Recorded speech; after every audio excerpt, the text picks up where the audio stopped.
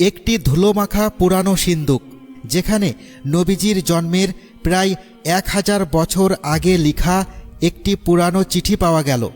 আর সেই চিঠি পড়ে নবীজি সাল্লাল্লাহু আলাইহি ওয়াসাল্লামের চেহারায় ফুটে উঠল এক অপূর্ব হাসি। কিন্তু সবচেয়ে বিস্ময়কর কথা হলো, এই চিঠি লিখেছিলেন এমন এক বাদশাহ যিনি নবীজির জন্মেরও 1000 বছর আগে মারা গিয়েছিলেন। তবুও তিনি জানতেন শেষ নবী আসবেন।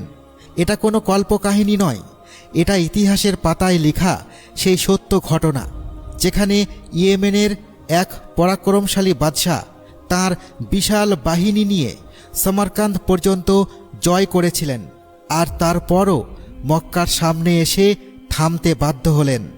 অন্যদিকে ছিল পৃথিবীর সবচেয়ে ক্ষমতাশীল বাদশাহ 1.5 লক্ষ অশ্বারোহী সেনা নিয়ে। অন্যদিকে ছিল মাত্র একটি পাথরের ঘর, আর সেই পাথরের ঘরই বাদশাহকে হাঁটু গেড়ে বসিয়ে দিয়েছিল।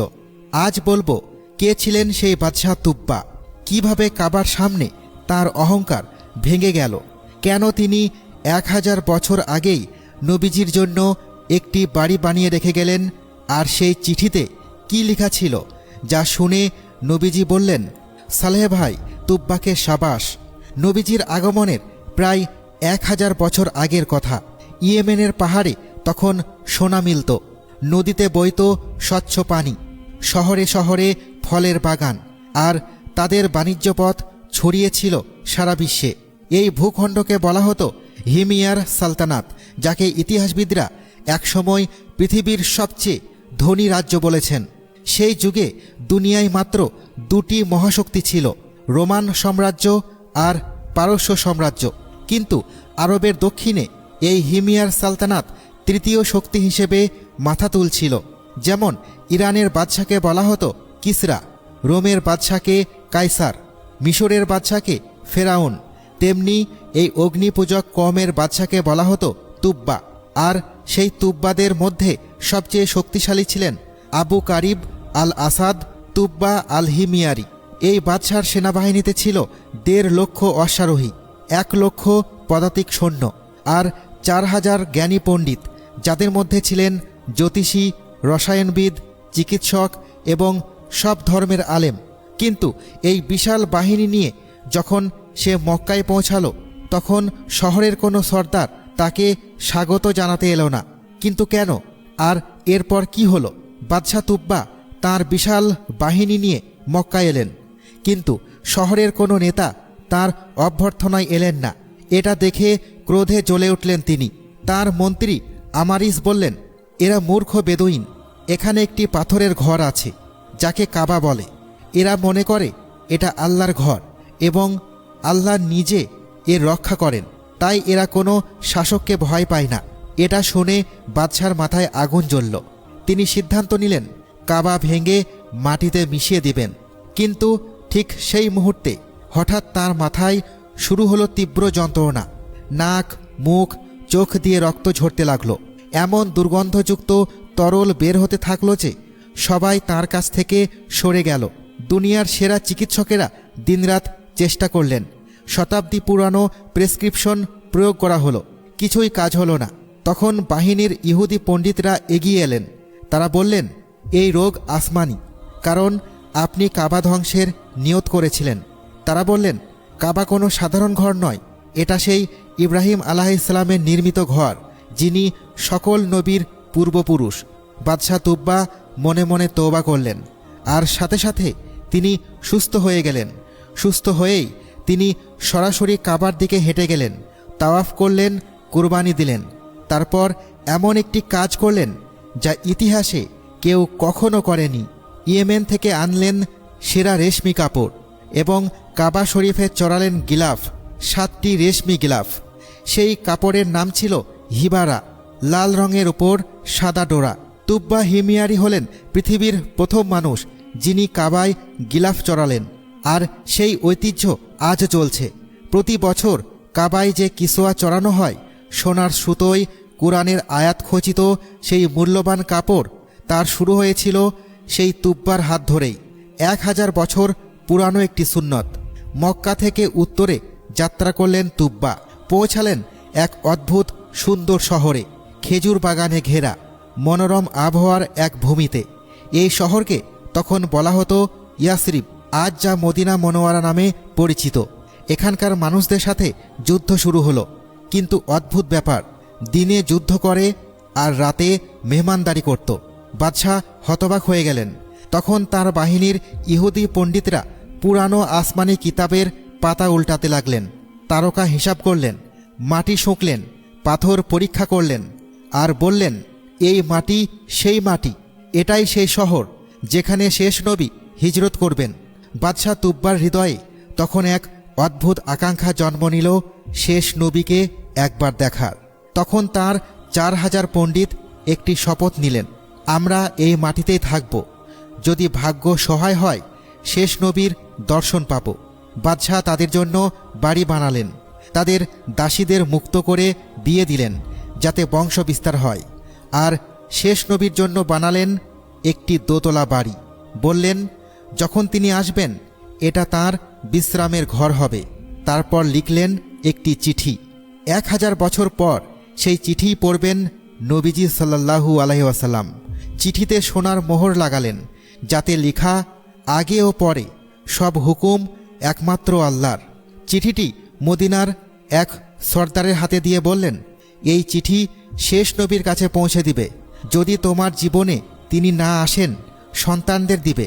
বংশ পরম্পরায় এই আমানত রক্ষা করবে যতদিন না তার হাতে পৌঁছায়। এরপর শুরু হলো 1000 বছরের প্রতীক্ষা। হিজরি 1 সন নবীজি সাল্লাল্লাহু আলাইহি ওয়াসাল্লাম মদিনায় হিজরত করলেন। মানুষ দলে দলে আসছে। সবাই বলছে, ইয়া রাসূলুল্লাহ, আমার ঘরে তাশরিফ আনুন।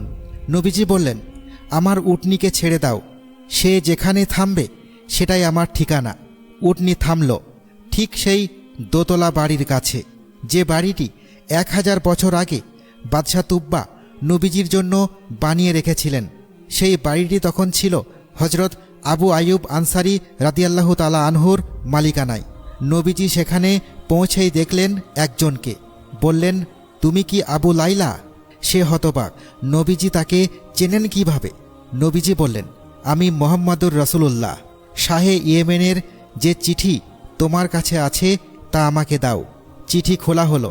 সেই চিঠিতে লেখা ছিল, আল্লাহর সবচেয়ে তুচ্ছ মাখলুক তুব্বা আল আওয়ালের পক্ষ থেকে সাইয়্যিদুল মুরসালিন মুহাম্মদুর রাসূলুল্লাহ সাল্লাল্লাহু আলাইহি ওয়াসাল্লামের নামে। আম্মাবাদ, আমি আপনার উপর ঈমান আনি।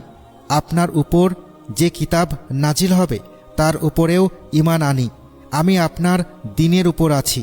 যদি আপনার দর্শন পাই সৌভাগ্যবান হব, যদি না পাই কিয়ামতের দিন আমায় ভুলবেন না। আমি আপনার প্রথম উম্মতদের একজন।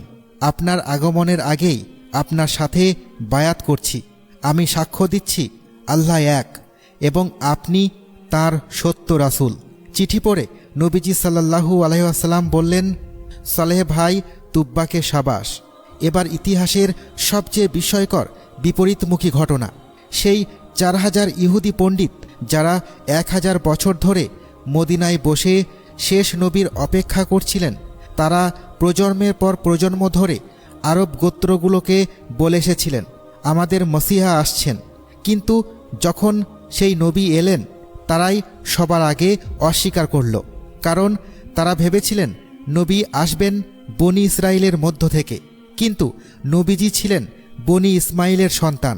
হিংসা, গোষ্ঠীবর্গ আর দুনিয়ার লোভ তাদের অন্ধ করে দিল। কুরআন বলছে, তারা তাকে চেনে যেমন নিজেদের সন্তানকে চেনে, কিন্তু তারপরও সত্য লুকিয়ে রাখল।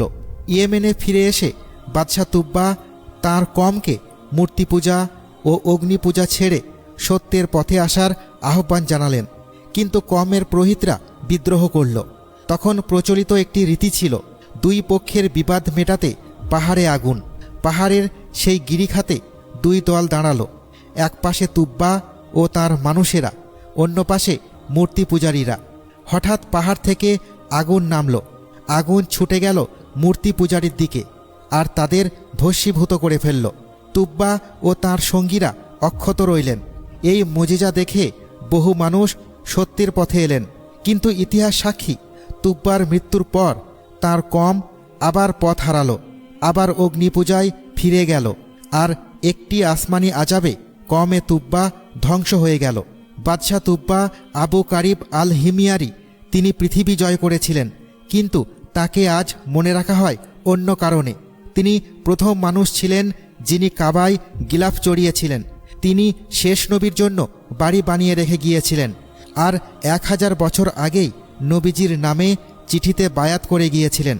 তুব্বা ছিলেন পরাক্রমশালী বাদশাহ, কিন্তু সত্যের সামনে মাথা নত করলেন। আর সেই ইহুদি পণ্ডিতরা সব জেনেও হিংসা ও অহংকারে সত্য অস্বীকার করলেন। এই দুটি পথের পার্থক্যই এই গল্পের সার কথা। সত্যকে বিনয়ের সাথে গ্রহণ করাই আসল সাফল্য, আর অহংকার ও জিদ মানুষকে এবং জাতিকে ধ্বংসের দিকে নিয়ে যায়। নবীজি সেই চিঠির শেষে যা বলেছিলেন তা আজও হৃদয় কাঁপায়। সালেহ ভাই, তুব্বাকে সাবাস।